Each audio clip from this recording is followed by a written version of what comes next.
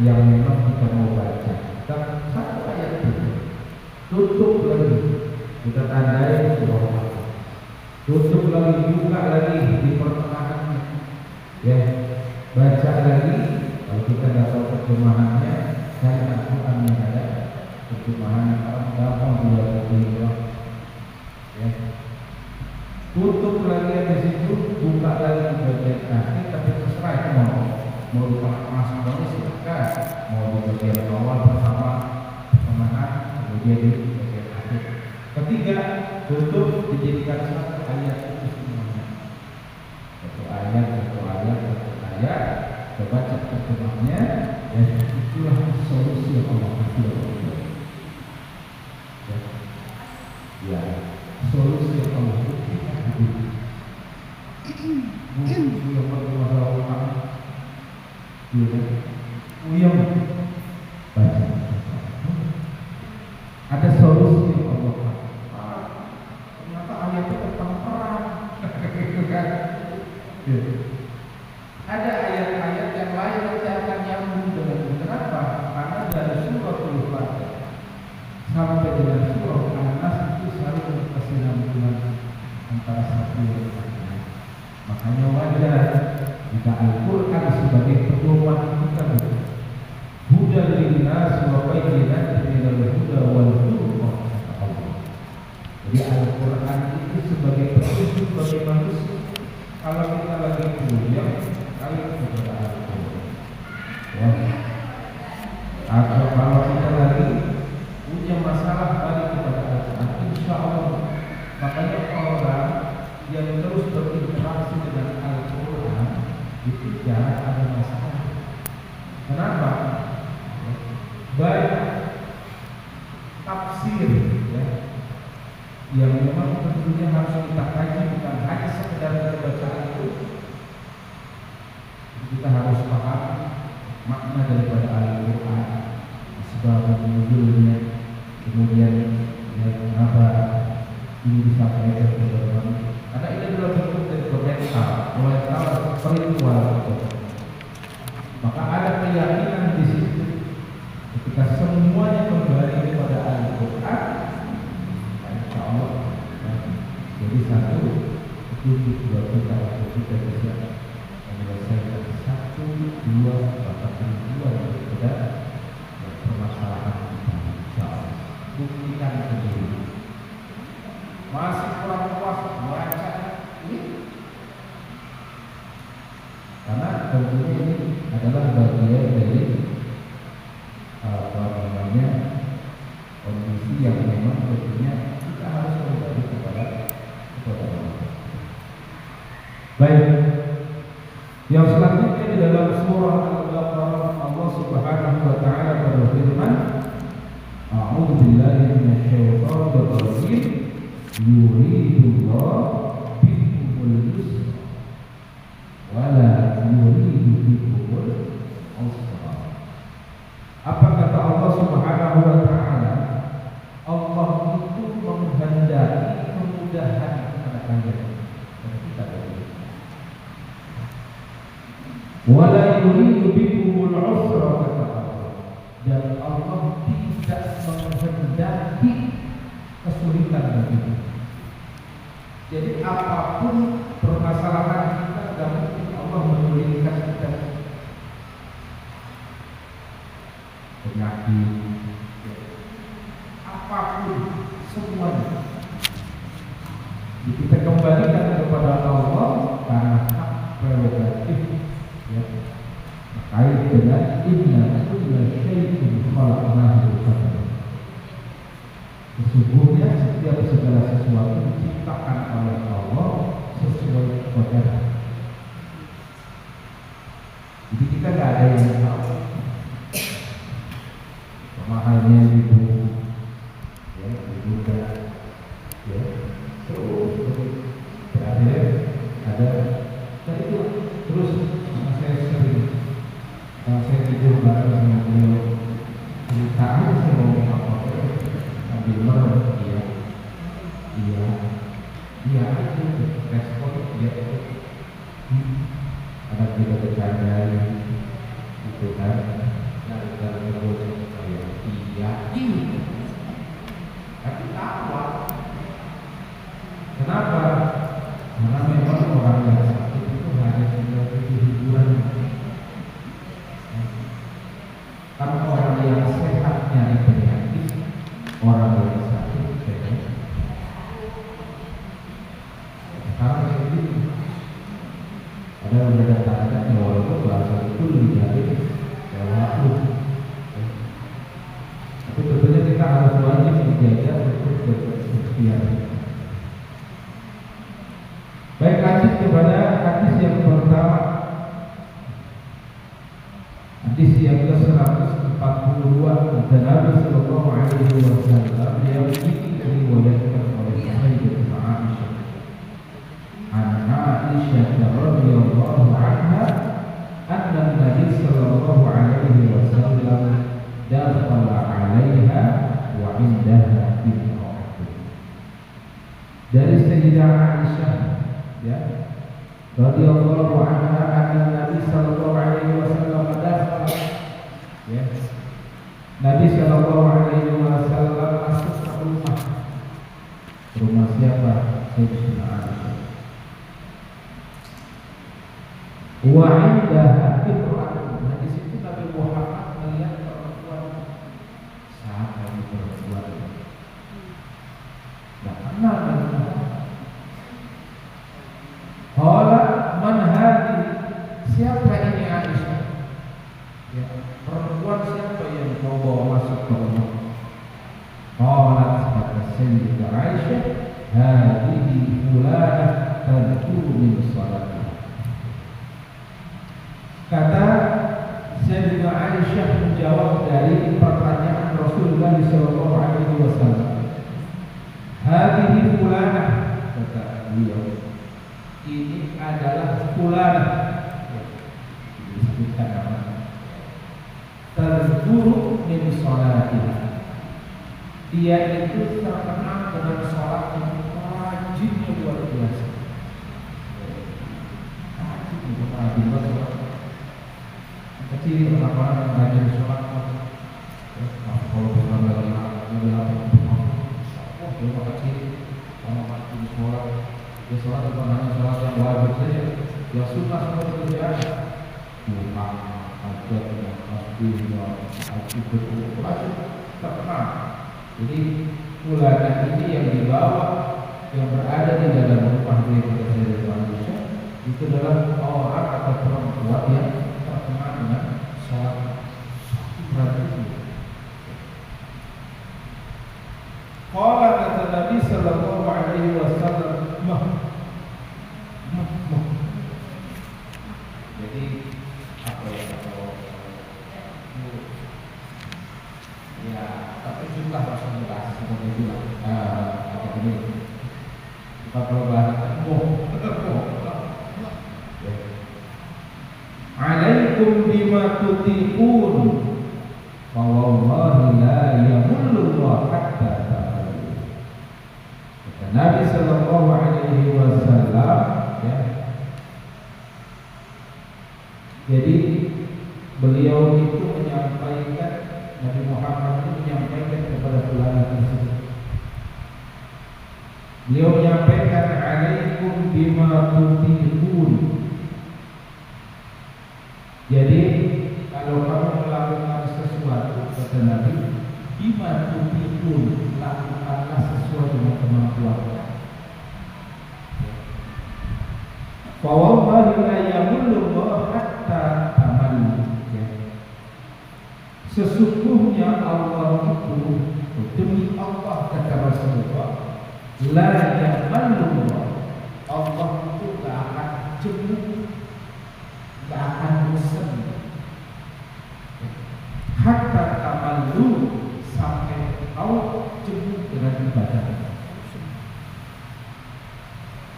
Jadi kata Nabi sallallahu alaihi wasallam, sekecil apapun ibadahmu, seringan apapun ibadahmu, Allah tidak akan jemu melihat kau melakukan sesuatu. Jadi jangan sampai itu paling ringan banget, ini mah kecil lah. Jangan dilihat kecil besarnya. Ya. Jadi amal apapun Allah tidak pernah melihat bagaimana seorang hamba beramal. Hatta amal. Jadi sampai kau jujur dengan amal. Bahkan bisa jadi ya, justru yang jauh itu kita sendiri. Gitu kan. Semua bisa begini-begini ya, berarti ya. Masa kata Ustaz itu bisa anu. Yang jenuh kita sendiri, yang bosan kita sendiri. Ya Allah tuh gak pernah bosan lihat amal kita. Ya. Walaupun sedikit hal-hal yang kecil, sama seperti hadis Nabi Sallallahu Alaihi Wasallam. Ya. Yang pernah saya sampaikan apa kata Nabi Sallallahu Alaihi Wasallam, yusbihu ala kulli surah min ahadikum syarab. Jadi setiap pagi itu, setiap persendian kita itu ada hak yang kita sedekahkan. Saya sampaikan apa sedekahnya untuk persendian kita? Tahmid kita, ya, tahmid kita, takbir kita, ya, amar ma'ruf nahi munkar. Itu adalah sedekah daripada persendian kita. Yusbihu setiap hari. Hal yang ringan kita cuma baca.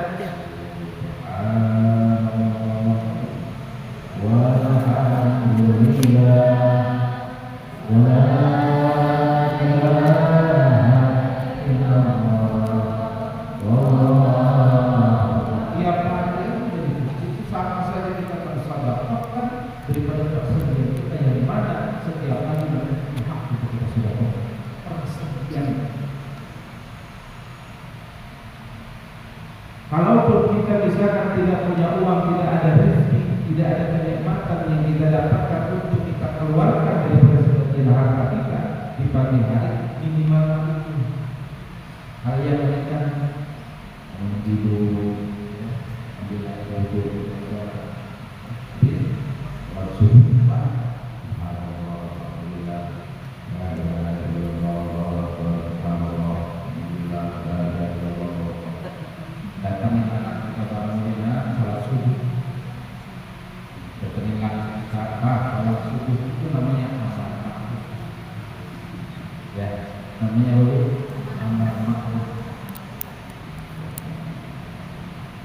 ditambah lagi nahi munkar yang sederhana saja. Pagi kan ada menyapu, kalau kita, ya, kalau kemarin kita ada paku, ada suling, itu apa? Kita singkirkan, kita bersihkan. Ada orang yang lewat ke rumah kita tidak pernah benda tajam, bersihin. Ini yang disebut dengan amar ma'ruf yang sederhana. Yang sederhana, walaupun memang luas maknanya daripada amar ma'ruf nahi munkar. Bahkan kalau kita bersihin ranting dan pohon segala macam di jalanan, kita melihat ya, khawatir ada orang yang celaka karena adanya dahan ataupun ranting yang jatuh ke jalan, kita bersihkan. Itulah ya, satu kebaikan akan dijadikan saudara buat. Jadi jangan berpatok kepada bahwa ya yang namanya sedekah orientasi kita adalah uang.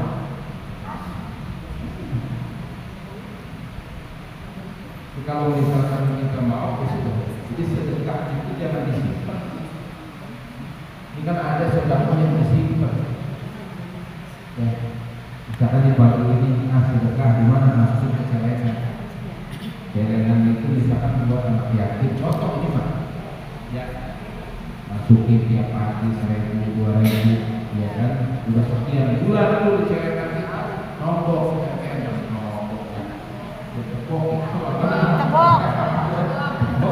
iya, dibuka. Lah harusnya itu menjadi hak yang memang sudah kita niatkan untuk anak yatim. Dulu aja.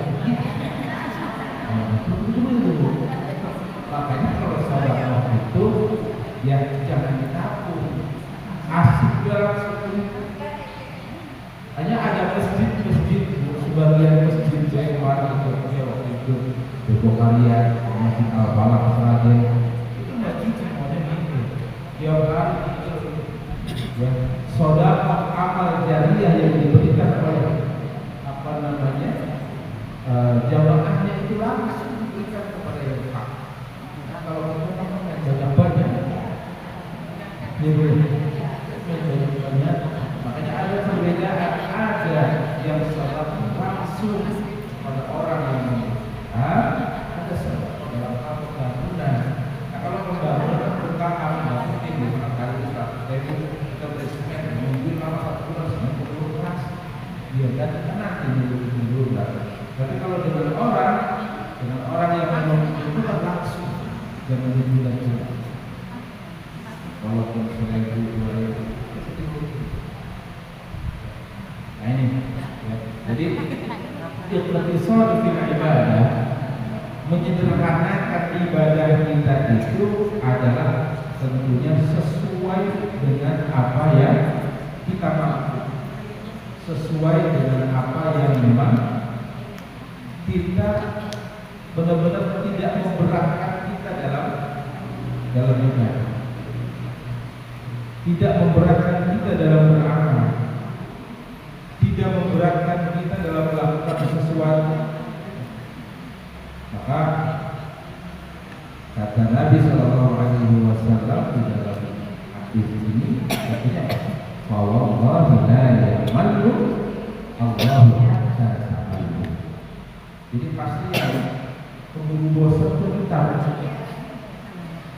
ya, kok perasaan baik, duha itu harus pada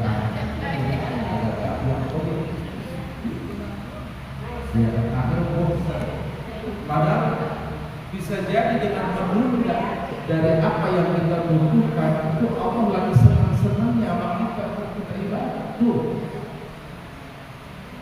Makanya jangan pernah kita suzon dengan amal kita, dengan sedekah kita, bukannya ditunda. Bisa jadi Allah lagi senang melihat kita ibadah istiqomah. Maka dilanjutkan dalam hadis ini wa kana ahabbu din ilaihi mada wa sahibu aid. Jadi kata Nabi Sallallahu Alaihi Wasallam, sesungguhnya amalan ya ahabbu din ilaihi yang tentunya disukai oleh Allah Subhanahu Wa Taala. Jadi amalan yang disukai oleh Allah Subhanahu Wa Taala adalah amalan yang dikerjakan secara dawam, terus-menerus istiqomah. Jadi yang terpenting yaitu tadi ada apa namanya dalam hadis itu satu riwayat bahwa ketika kita beramal itu maka jawabkan amal itu wahai Allah walaupun jadi apa namanya amal adwa ya. Jadi sebaik-baik amal itu yang istiqomah, yang terus-menerus walaupun masih. Nah, makanya jangan sampai jenuh kita, jangan sampai bosan dalam beramal sedikit. Walaupun sedikit, tapi insya Allah ya, tentunya itu bagian daripada amal. Ya.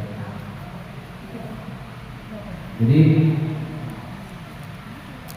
di dalam kitab ini mungkin ada yang sama, pokoknya arti dari mah itu kalimat tahlil. Ya, jadi mah itu tadi yang tadi saya sebutkan itu adalah kalimat daripada larangan. Arti larangan bukan berarti dilarang sama Rasulullah. Ya.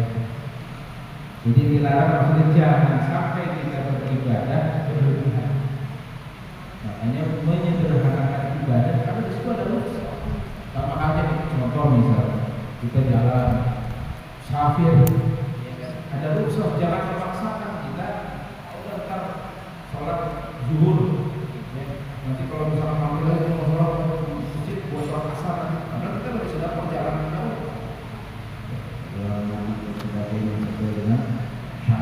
yang memang itu sudah terpenuhi secara fikih. Tapi kita tetap taubat pada sholat jamaah, nggak usah di jamaah, gitu kan? Boleh tidak dilarang, akan tetapi ya dalam Islam itu tadi kata Allah ya yuridullah bikumul yusra wala bikumul usra. Jadi Allah itu tidak berhamba.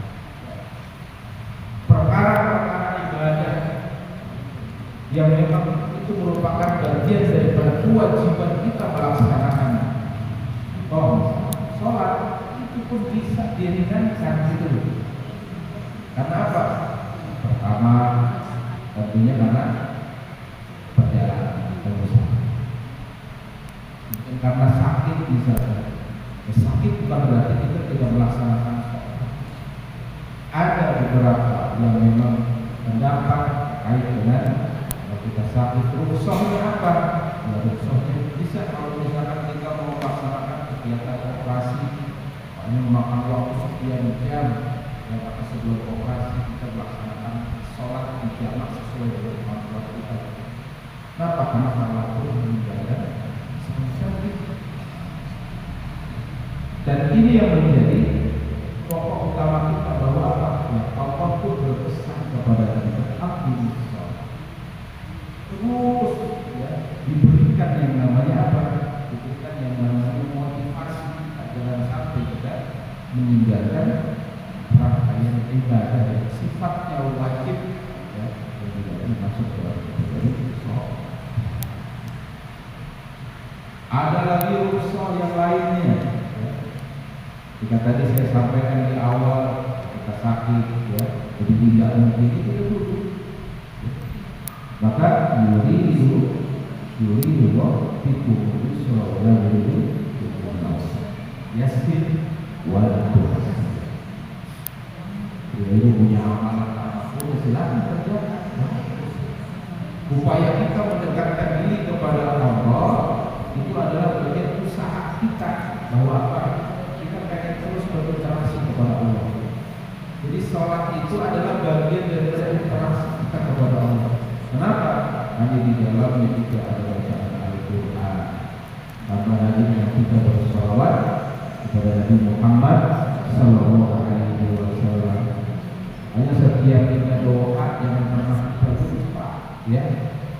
Direntekan daripada doa kita, yang selain daripada kita memuji Allah. Diiringi dengan sholawat kita kepada Nabi Muhammad Sallallahu Alaihi Wasallam. Orang Maulid masih ramai, walaupun sudah lebih aktif, ya masih laku Ustaz. Amin. Nah, luar biasa kalau misalkan kita bisa terus istiqomah bersolawat kepada Nabi Muhammad Sallallahu Alaihi Wasallam. Jadi dengan pujian kita syukur-syukur kalau ada waktu kita baca Asmaul Husna, ya, untuk pujian kita kepada Allah. Dilanjutkan kita dalam bersolawat kepada Nabi, baru kita memohon kepada, ya. Sama halnya ketika kita mau sesuatu ke tetangga kita, minimal ada basa-basi.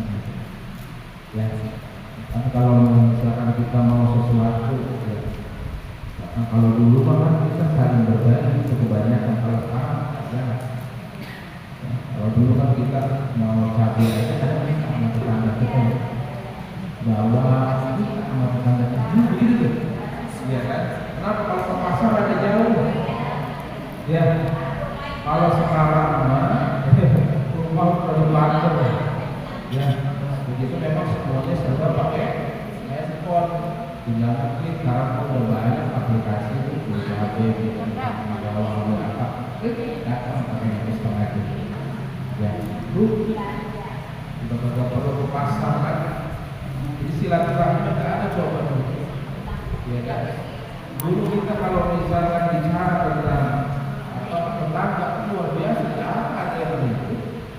Paling itu juga hal-hal yang kecil ada di situ. Ya, coba sekarang yang mungkin ibu sekalian lihat bagaimana konflik siapa namanya, si ini sama sahabat.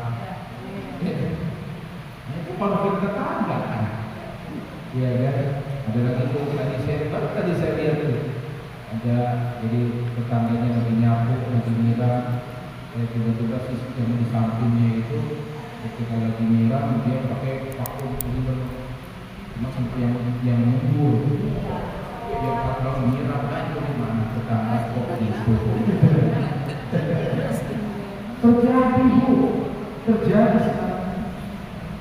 Jadi kalau misalkan kita bertetangga, ini jadilah tetangga yang baik, tetangga yang terus memberikan manfaat sama tetangga yang lain.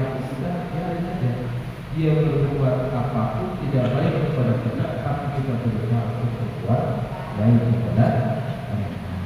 Ya, insya Allah mudah-mudahan kita semua diberikan oleh Allah yang makhluk yang istiqamah, orang yang selalu memberikan manfaat kepada orang lain. Khairun nas anfa'uhum lin-nas. Ya. Baik, saya kira itu sekalian yang dapat saya sampaikan. Maaf, satu hadis